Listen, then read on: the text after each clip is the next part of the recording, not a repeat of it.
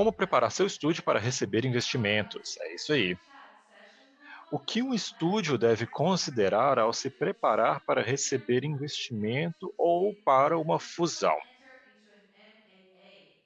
The guests will be patient Os nossos while convidados serão analyzing a Cássia specific Kuran, investment and que delinquency trabalha parameters muito em defined investimentos e through apoio a individual funds, estúdios and indie interviewed por by meio do Rebecca Wings Owen, Fund. E ela vai ser Digital entrevistada Games pela Rebecca Owen, da Development Manager. Digital The Development Games Agent Management. session, as I said before, is in Como English, eu but falei it's antes, essa sessão será em inglês. Se people vocês in quiserem escutar em português, é Vietnam só get usar learning esse credits. All canal right. So please para acessar o welcome the link. moderator of this Então, vamos session, receber a moderadora dessa sessão, a Rebecca Owen, Business Development Manager at DDM. da How are you? DDM. Hello, Barbara. Como vai? I'm great. Olá, tudo bem? I'm Eu happy estou to ótima. be today with my guest Cassia. Vai ser um prazer falar com a Cássia, como And você já we're going to falou, talk e a gente about estava conversando um pouquinho mais cedo sobre como 2020 deal volume and then foi also tão some aquecido em volumes de So acordos, DDM também has a games os investment preços report dessas and we companhias, look né? at numbers such as Nós temos um 13.2 billion in relatório, nós investment vimos and que houve 11.2 32, billion dollars in desculpe, M&A 13,2 bilhões em in investimentos e 11,4 2020 alone. em In fusões só em 2021, the first 2020. quarter, Em we saw 2021, no primeiro 140 trimestre, deals já and vimos most sophisticated and 140 acordos e acreditamos que particularly isso não vai Connie diminuir. Thompson, right, head of Então, Investors for essa sessão veio no momento certo, né? Como preparar o estúdio para receber o investimento. Eu estou feliz que a Cássia está aqui para falar com a Thanks for gente. joining, Cassia. Obrigado, Thank you Cássia. so much. I'm glad you're here. Muito Now, obrigada. Eu estou this muito feliz de você the estar first aqui quarter também para 2020 is discutir still hardly esse fully assunto tão underway. específico e tão So I'm importante welcoming para os everyone. Cassia desenvolvedores também. Kuran, founder of Então, Kuran também vou Games receber a Cássia Kuran, que é fundadora How are you, da Cassia? Kuran Games Agency. Como vai, Cássia? Muito bem. Obrigado pelo convite. Eu estou muito animado para falar sobre isso em um pouquinho mais de Fantastic as detalhes. well. So the screen is yours. Eu também estou muito animado. A tela é de vocês. Thanks so much. I Obrigada. guess just to start us off, Bom, Cássia, para a gente can you começar, tell você us a bit poderia about contar um Cassia pouquinho sobre a and sua equity investment experiência or em maybe even the investimentos investment space? e o que você faz com o seu estúdio? Claro, eu tenho a sorte de já ter passado pelos dois lados da mesa, então eu tenho uma experiência bem completa. Também já fiz alguns investimentos no setor de games. No passado, eu já trabalhei para diversas corporações de games, como a Jagex, para precificar e avaliar os estúdios para investimentos. Eu também trabalho na Wings e ajudo através da minha ajudo como investidora anjo é, na minha própria agência. E claro, eu também sou conselheira de diversos fundos, um dos quais é a Wings, que está mais focada em financiamento de projetos. Fantastic. In terms of the Fantástico. deals that you Então, used to com see relação in equity aos investments, acordos que what você are the vê number no lado ranges? dos investimentos, quais são as faixas que você normalmente considera? Bom, isso varia muito. Então, pode ser um investimento bem pequeno, como US$ 50.000, realmente um investimento de semente ou pré-semente até, né? Até investimentos muito maiores, como 20 milhões.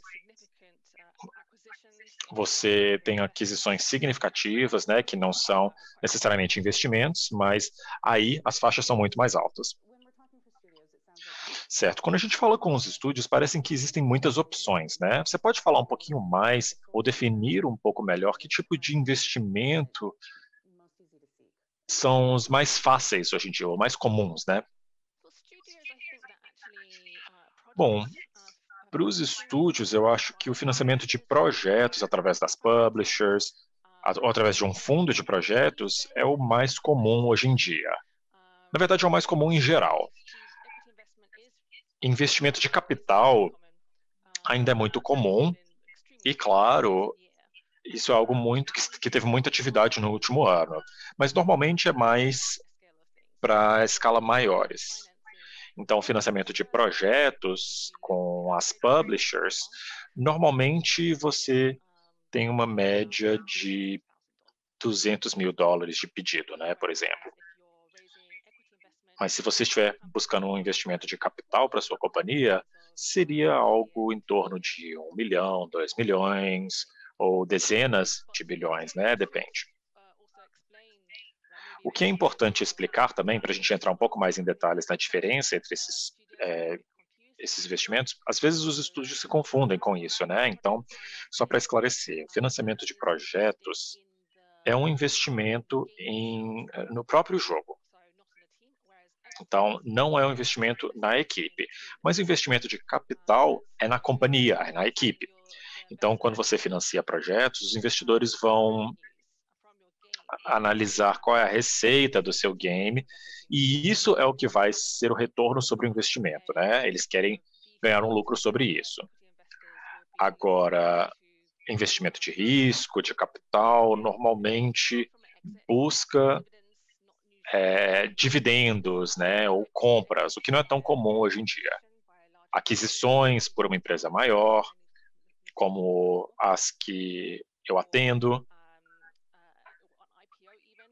ou mesmo abertura de capital, né? Em alguns casos isso pode acontecer para alguns estúdios de games, e é isso que os investidores buscam, né?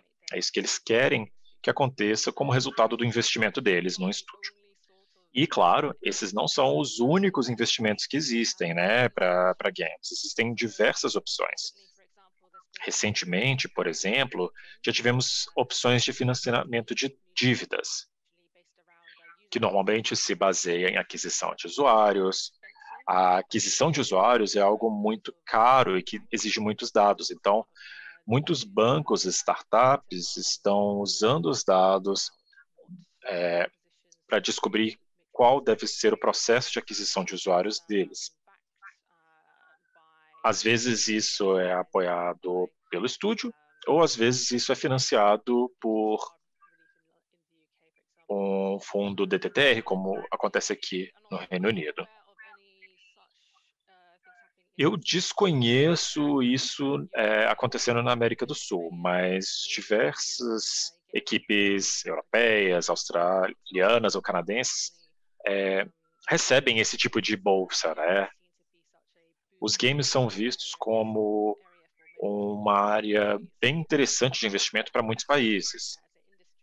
Então, isso está sendo impulsionado como setor, né?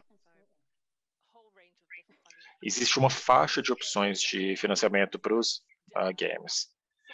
Realmente tem de tudo, né? E qual que é o perfil de um estúdio que poderia se beneficiar de algum investimento específico de capital? Bom, como eu citei, normalmente são os estúdios que precisam de muito investimento para realmente aumentar em escala. Normalmente vemos estúdios que recebem investimento de capital são mais de mobile games, jogos para celular. São estúdios que têm algum tipo de modo competitivo interessante. A gente precisa ver do ponto de vista da VC, né? Então, grande parte desse investimento de capital é baseado em capital de risco, e o modelo de negócios ali é baseado em moonshots. Então, a grande maioria dos investimentos não vai trazer um retorno, ou vai trazer um retorno muito baixo. Mas aqueles que trazem, principalmente no setor da tecnologia de games, têm um desempenho fenomenal. Então, o que o capital de risco faz é fazer várias pequenas apostas, e eles buscam apostas que realmente podem ter um retorno enorme, né? Então, eles realmente estão buscando estúdios que tenham uma ambição enorme, e isso, às vezes, pode ter diversos formatos da perspectiva do estúdio, né? Normalmente, os investidores de capital não estão procurando um estúdio pequeno que só quer criar jogos que tenham, sabe, um público pequeno. Eles normalmente se concentram em estúdios que descobriram algum mercado de nicho subatendido e tem as pessoas naquela equipe que conseguem acessar esse mercado. Às vezes, esse estúdio tem algum tipo de tecnologia própria, alguma tecnologia em comum que pode estar crescendo. Isso pode ser mais interessante, isso pode acabar recebendo esse investimento de capital e talvez existam alguns motivos, né, para um investidor de risco fazer esse investimento, mas não existe, sabe, um modelo padrão para um estúdio pequeno sem grandes ambições. Mas eu preciso dizer que grande parte dos estúdios que recebem esses investimentos normalmente tem uma equipe com um perfil bem impressionante. Como eu falei antes, investimento de risco ou de capital é investir numa companhia ou num time.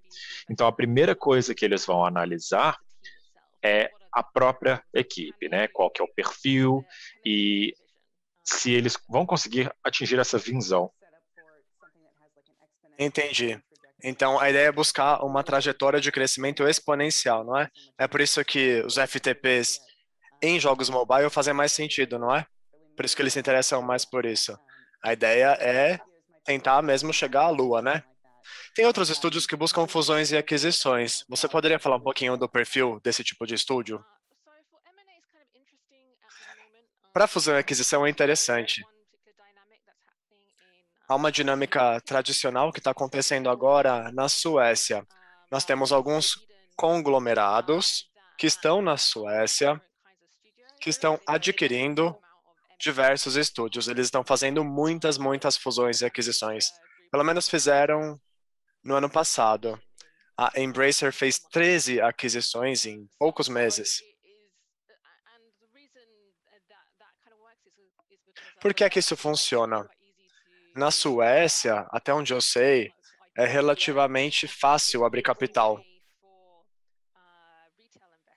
Então, é um jeito interessante também para os investidores de mercados públicos, que podem aí investir em diferentes estúdios. Então, nessas regiões aí nós temos esses modos bastante específicos de trabalho. Tem uma abordagem estratégica. Depois, pensando nas aquisições, há aquisições sendo feitas por grandes empresas, estão adquirindo aí alguns estúdios. A aquisição da Modesta, por exemplo, tem a ver o quê? Com a propriedade intelectual, com conteúdo exclusivo do IP do jogo, conteúdos específicos para a plataforma. Tem um embate aí entre as plataformas que está acontecendo agora e um jeito através do qual essas plataformas conseguem se garantir é basicamente adquirir outro estúdio, não é? Para garantir o conteúdo bastante diferenciado.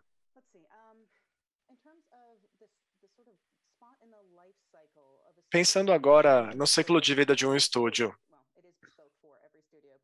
eu sei que isso é algo específico para cada um deles, mas pensando em termos gerais, quando é que eles têm que começar a pensar em uma fusão ou em uma aquisição? O que você diria aí para os estúdios que estão no estágio mais precoce em comparação aos estúdios que estão no estágio intermediário?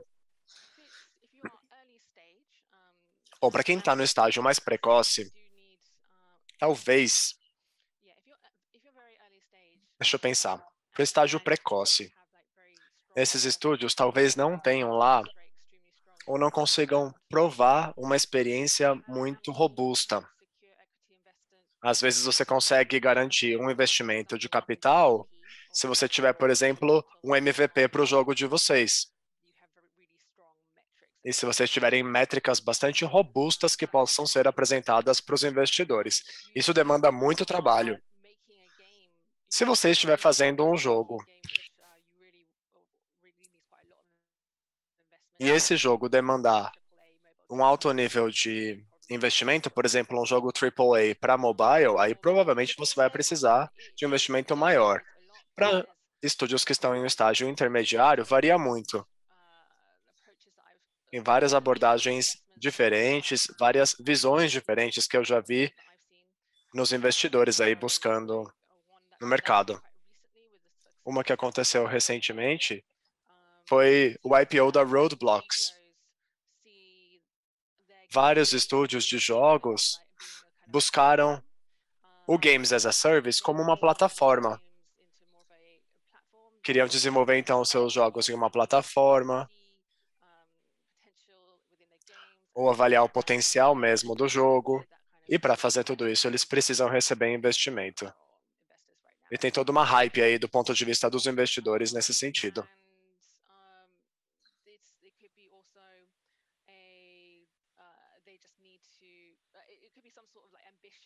Às vezes, pode ser que exista uma visão bastante ambiciosa, ou seja, levar o estúdio para outro patamar, alguma mudança, alguma expansão. E talvez esses sejam motivos aí para que se busquem investimentos de capital privado. Bom, do ponto de vista dos estúdios agora, como você recomendaria que eles se preparassem para participar de um processo como esse ou para começar esse papo? Eu acho que há 2 pontos nos quais os estúdios precisam se concentrar. Em primeiro lugar, o potencial. Vocês precisam mostrar para os investidores que existe um potencial enorme de um retorno gigantesco no investimento. Vocês têm que pensar no seu posicionamento de mercado também. O seu posicionamento frente à concorrência. É importante demonstrar para os investidores também que existe um mercado enorme que vocês podem atacar e que, de certa maneira, só a sua equipe vai conseguir desbravar esse mercado. O potencial é fundamental. Se só a sua equipe, por exemplo, conseguir capturar essas oportunidades, aí há uma chance muito maior de vocês receberem aí uma proposta estratégica de investimento. Tudo isso tem que fazer parte do pitch de vocês, do seu discurso inicial para os investidores. Quando vocês falarem sobre a sua empresa, é importante pensar nisso, é importante ter lá uma apresentação de 10 páginas da empresa de vocês, para que quando vocês estiverem lá cara a cara com os investidores, vocês consigam de fato contar a sua história. A história tem que ser clara, tem que ser de fácil compreensão. E eu sugiro no máximo aí 10 slides. Mantenham isso em mente então. O investimento de capital é basicamente um investimento na equipe de vocês. Então vocês têm que focar nisso durante a apresentação. Precisam demonstrar isso para os investidores. Mostrar que vocês têm a equipe correta e as pessoas certas. Pensando agora no risco. Tem várias histórias de terror para os investidores. Vários investimentos dão errado, de diversas maneiras diferentes.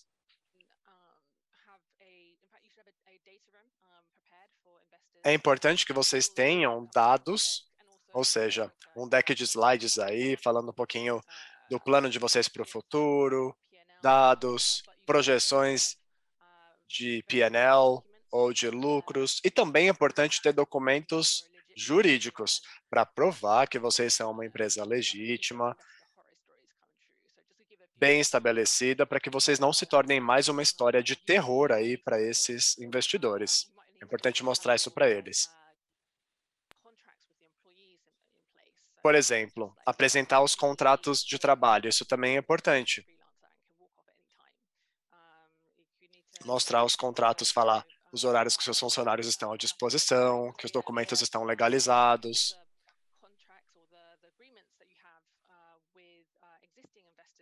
É importante também apresentar os contratos que vocês já têm com outros investidores. Do ponto de vista dos investidores, se vocês são os donos da empresa, mas vem financiamento de todos os lados, a coisa pode virar um pesadelo. Ou seja, onde é que vai entrar o meu investimento? Qual vai ser a minha parcela da empresa?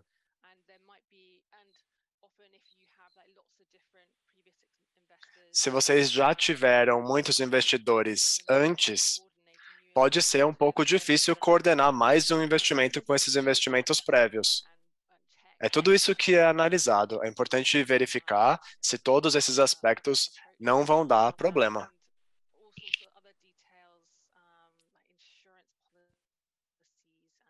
Há mais alguns detalhes, como apólices de seguro,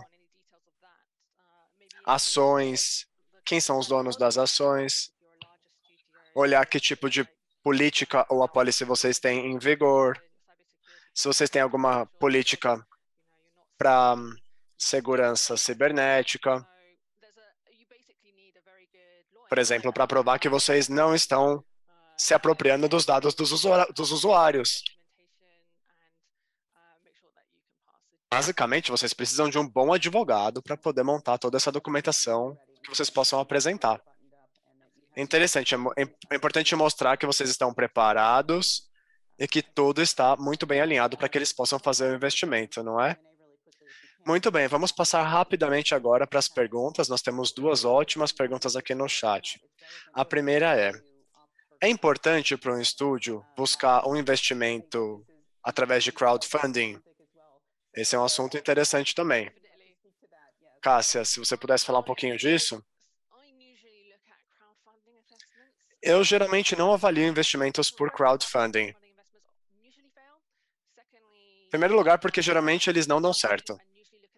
Em segundo lugar, porque os investimentos por crowdfunding não olham para uma abordagem do ponto de vista de uma técnica de marketing. Se você está no Kickstarter, por exemplo, o que mostra, basicamente, se você consegue esse financiamento, é que existe uma demanda. Mas, muitas vezes, essa demanda não é suficiente, ainda que o seu projeto tenha sucesso em uma plataforma de crowdfunding. Por quê? Porque numa plataforma de crowdfunding, o sucesso é chegar na sua meta de financiamento em X horas. Talvez essa seja só uma prova de interesse do seu estúdio, não é? Pois é, mas ao mesmo tempo, não é barato rodar uma campanha de crowdfunding para que, assim, deixar todos os investidores felizes depois do investimento. Isso demanda muito trabalho e organização.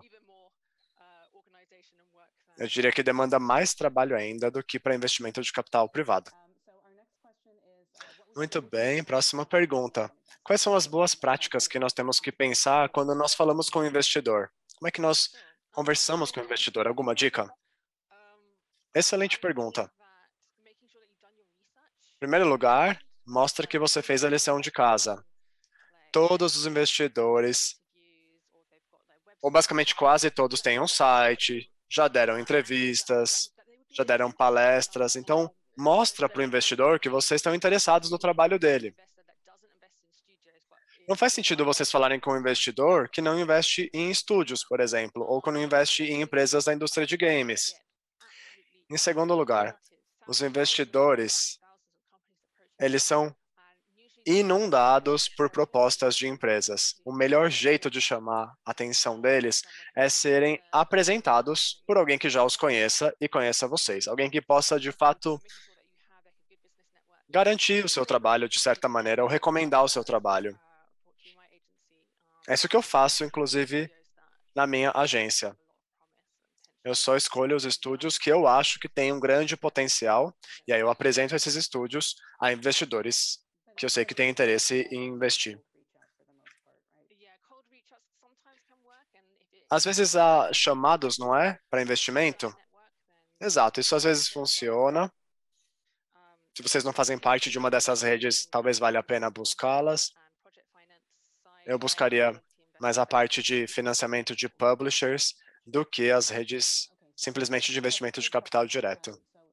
Terceira pergunta, rapidamente. Aqui temos um estúdio que já recebeu financiamento de uma iniciativa do governo para começar um projeto. Isso é atraente para o investidor? Depende até que ponto vocês estão comprometidos com essa iniciativa governamental. Na Wings, eu sempre gosto de ver que já houve um financiamento prévio, porque isso significa que a quantia de dinheiro que nós vamos investir no jogo vai ser uma quantia mais baixa, porque o estúdio já vai ter recebido uma certa quantia de investimento, o que baixa o meu risco. Mas, às vezes, tem alguns governos que emitem alguns financiamentos que têm muitas restrições, que são complicados, e aí, nesses casos, pode ser que os investidores decidam não investir no estúdio porque acham que isso pode impedir o sucesso. Ou talvez seja algo que seja difícil de trabalhar, não é? Dependendo aí dos pré-requisitos do financiamento governamental que tenha sido dado, não é? Excelente. Cássia, para finalizar, tem alguma dica final para os desenvolvedores da América Latina que estão pensando agora na jornada de investimento, quer seja em fusões e aquisições, investimento de capital ou algo nesse sentido? Eu acho que a minha experiência na China me fez aprender muito, principalmente pensando do ponto de vista dos desenvolvedores da América Latina. Eu já vi muitas empresas de jogos mobile irem do zero a bilhões de dólares em 6 anos, por exemplo. Esses desenvolvedores de jogos mobile na China começaram a pensar em jogos específicos para o público chinês, inspirados por outros jogos chineses.